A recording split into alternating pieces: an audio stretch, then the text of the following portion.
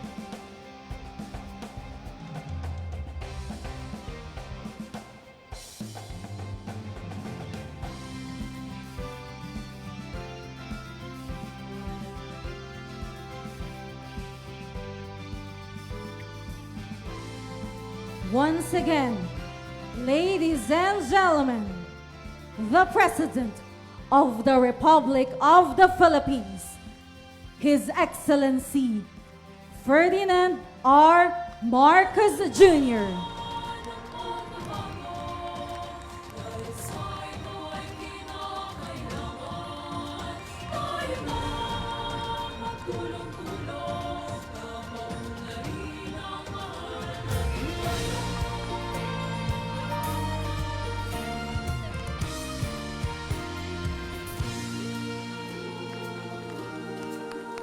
Panahon na ng pagbabago, dahil sa ito ay kinakailangan tayo na We may now be seated. napaunlarin ang mahal natin. Good morning. We are gathered here today for the visit of the President to the Ning Ning 6.55-Megawatt peak rooftop solar facility, the first ever grid-connected utility-scale solar rooftop installation in a social housing community. Ning Ning is more than a renewable energy project. It represents redemptive energy, a powerful reminder that progress shines brightest when it uplifts communities, restores dignity, and transforms lives. To formally begin our program, may we call on the Joy Nostalgia Group Executive Officer, Mr. Jacinto Nang Jr., to deliver his welcome remarks and give an overview of the Ning Ning project.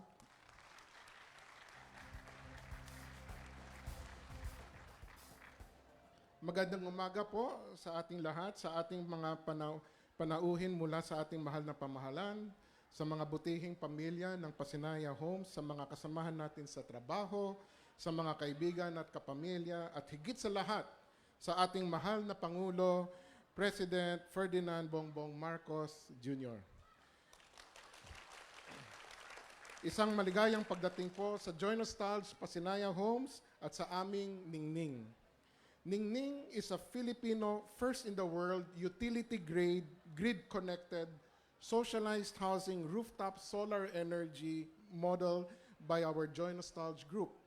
And today, we are gratefully humbled and honored to be in the presence of His Excellency, President Ferdinand Bongbong R. Marcos Jr., for by his leadership, the realization of Ning Ning reflects a new light for our nation and even more so to the world, as Ning Ning shines as our Philippine response to 8 of the United Nations Sustainable Development Goals. Ning Ning is our profound response to the administration's priority commitment for the Pambansang Pabahay para sa Pilipino National Housing Program, empowering us to sustain our Pasinaya homes for quality, affordable, and dignified socialized housing, despite challenging global economic realities. Authentic partnerships with the Department of Human Settlements and Urban Planning, the Home Development Mutual Fund, the hosting local government utility units, beginning with the province of Cavite, and fair cooperation with industrial companies, including small and medium-sized enterprises, has enabled us to lead and provide more than 30,000 new Pag-ibig Fund family homes to first-time Filipino homeowners in the recent 3 years. With its impact to promoting industrial job creation, growing the socialized housing economy, and homing the homeless, Ning Ning addresses SDG 8 for decent work and economic growth, SDG 9 for industry, innovation, and infrastructure, and the locally relevant SDG 11 for sustainable cities and communities. Ning Ning is our innovative response to the administration's affirmed commitment to climate resiliency action and energy self-sufficiency, empowering us to develop this optimistically creative, novel, renewable rooftop solar energy solution technologically, legally, and socially, beyond the ordinary for a Philippines first in the world. Authentic partnership with the Department of Energy, the Energy Regulatory Commission, an international solar community with the support of the United Nations, Office for Project Services, and our extraordinary partnership with every Pasinaya homeowner as co-creator has enabled us to pioneer and develop this inaugural 6.5 megawatt peak JUP4 awarded socialized housing rooftop solar energy for the first time in the Philippine energy history.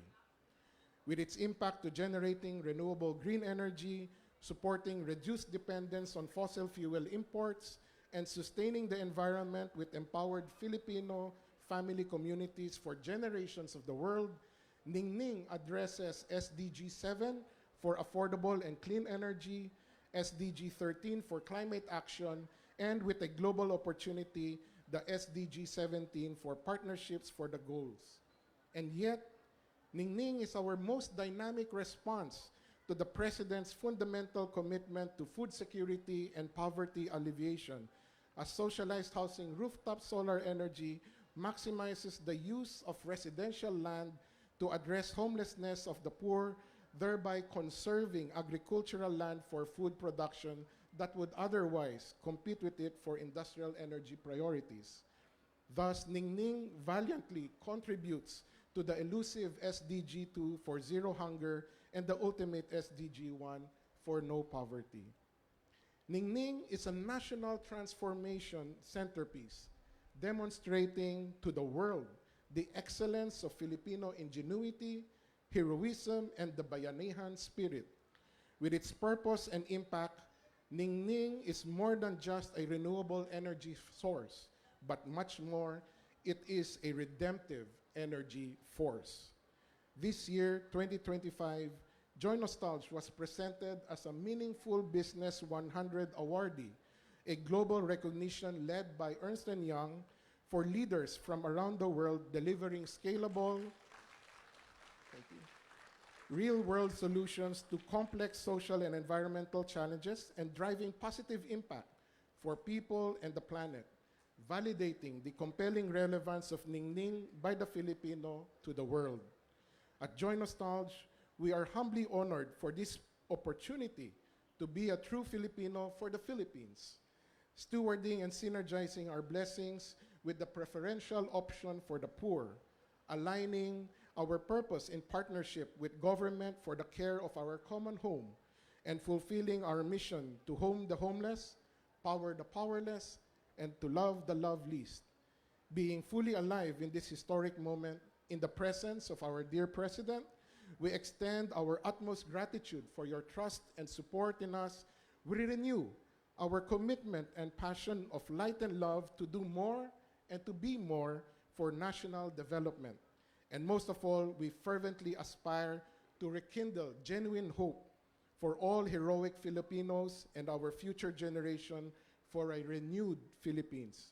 Ikaw, ako, tayong lahat ang ningning. Ang liwanag ng ating kinabukasan. Mabuhay ang pamilyang Pilipino, mabuhay ang Pilipinas. God bless all of us. Thank you very much. Thank you, Mr. Nang. And now may we call on Energy Secretary Sharon Garin to deliver her message.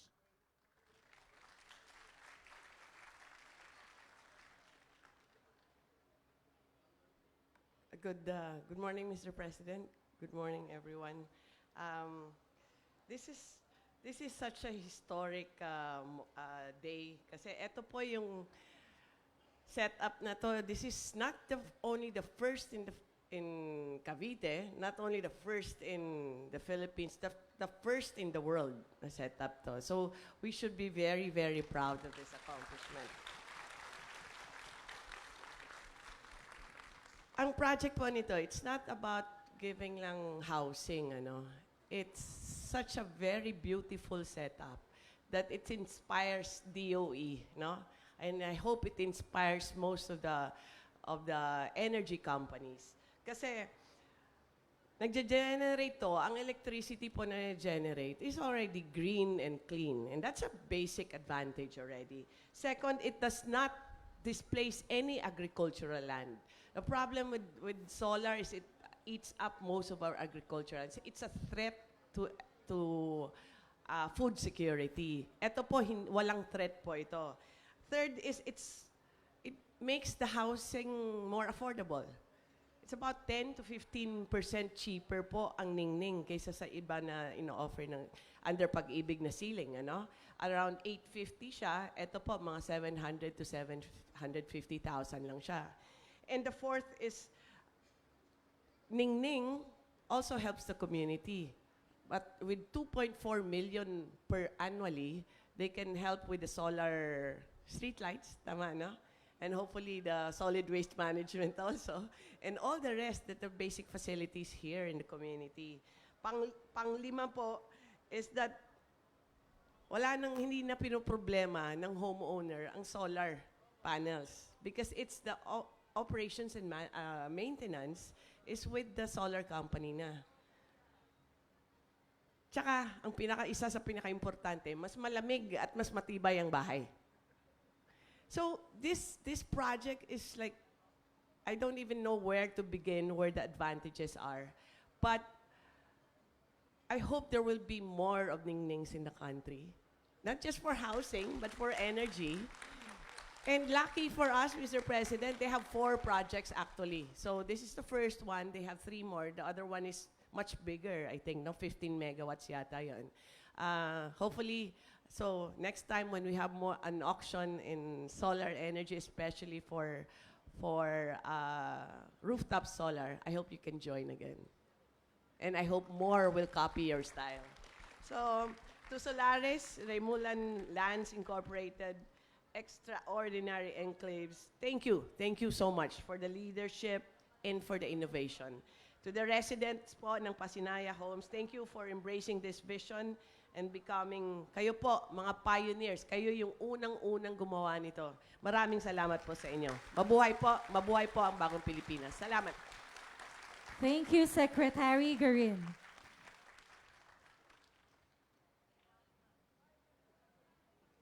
At this point, may we request Human Settlements and Urban Development Secretary, Jose Ramon Aliling, to introduce our guest of honor and keynote speaker.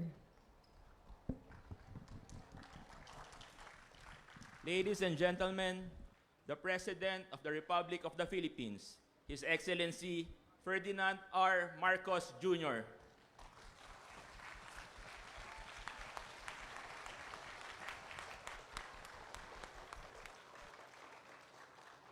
Thank you very much, the SUD Secretary, Secretary Pingaliling. Please be seated. Interior and Local Government Secretary and Anak ng Cavite, John Vic Remulla. Energy Secretary Sharon Garin.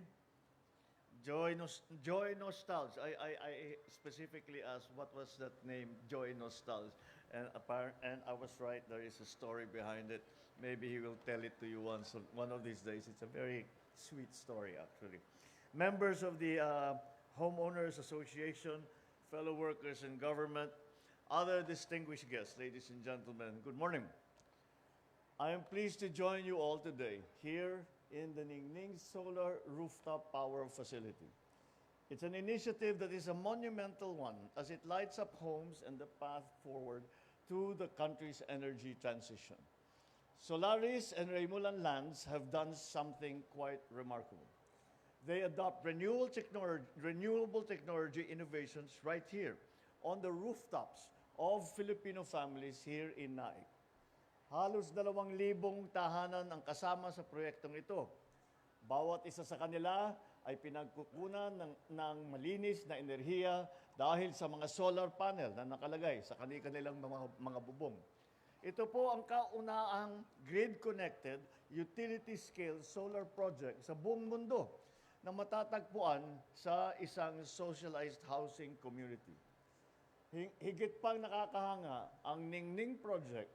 Hindi lang solar technology ang hatid nito sa atin, nagbibigay din ng suporta at ng kita dito sa mga nakatira dito.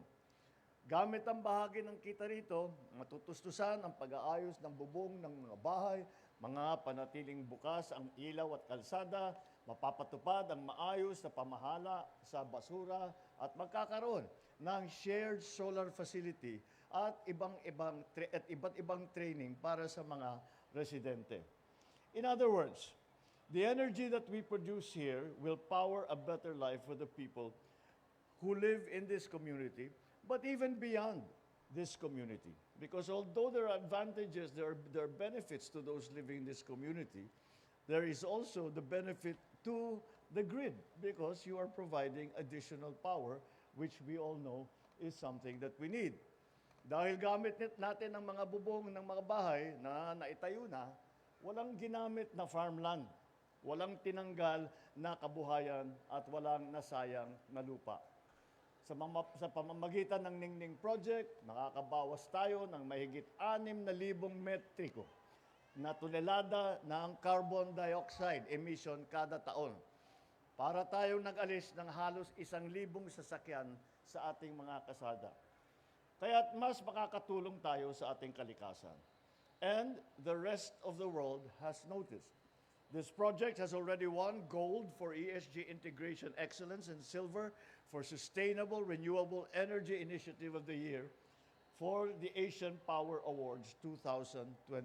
Congratulations.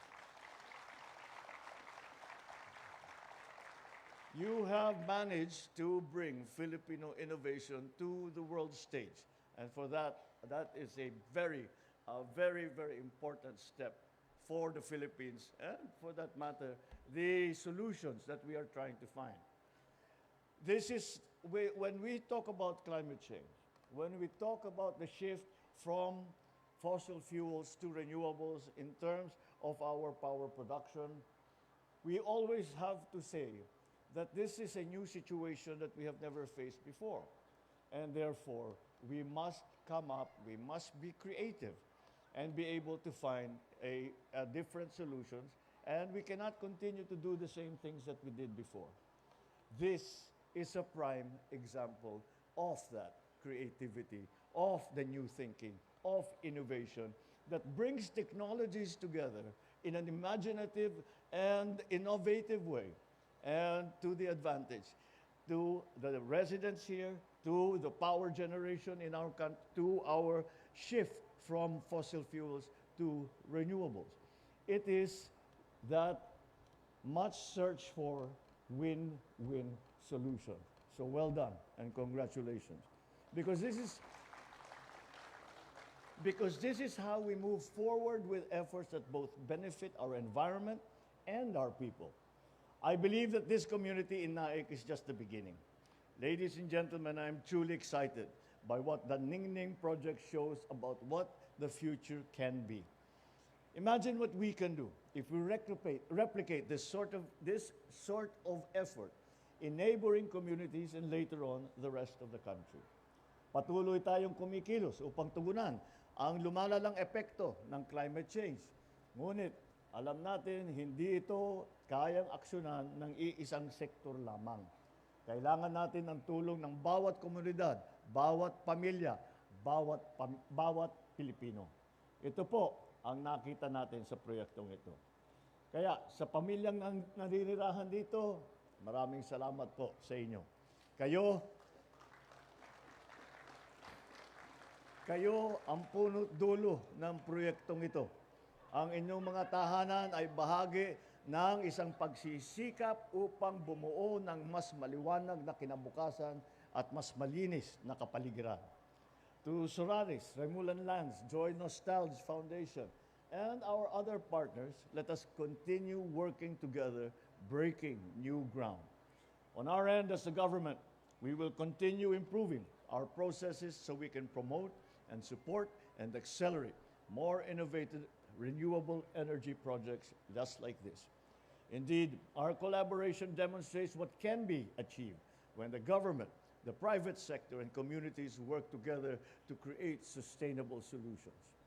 Muli, sama-sama po tayo magsikap upang makamit ang isang mas maganda at maliwanag na kinabukasan, mamanahin at ipagmamalaki ng ating mga anak. Maraming salamat po. Magandang umaga po sa inyo lahat. Thank you, Mr. President. At this point, may we request the President, together with Secretary Aliling and Secretary Garin, to kindly grant us a photo opportunity. May we also invite DILG Secretary Remulla to join this photo opportunity.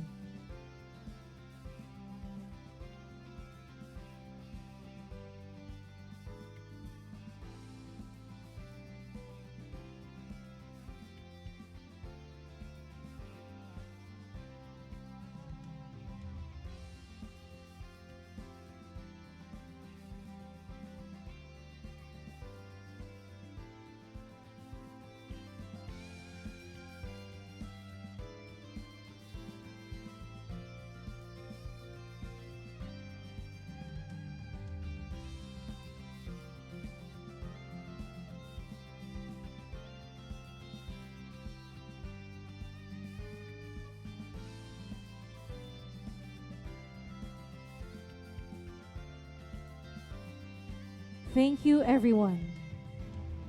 And thank you, Mr. President, for granting us a photo opportunity.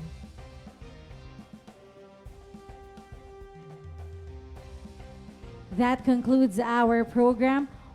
Thank you, Mr. President, for your visit to the Ning Ning 6.55 megawatt peak rooftop solar facility.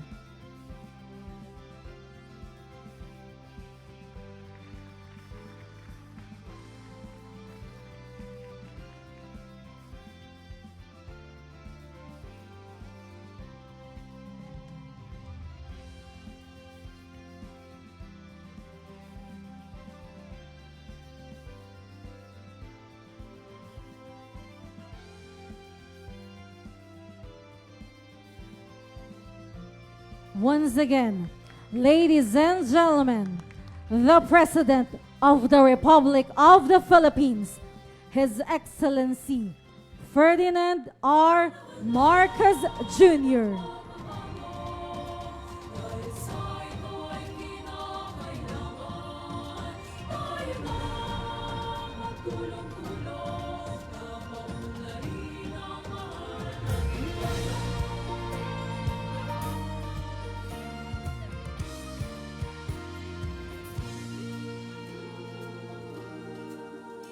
Panahon na ng pagbabago, dahil sa ito ay kinakailangan tayo na magtulong-tulong, napaunlarin ang mahal nating bayan.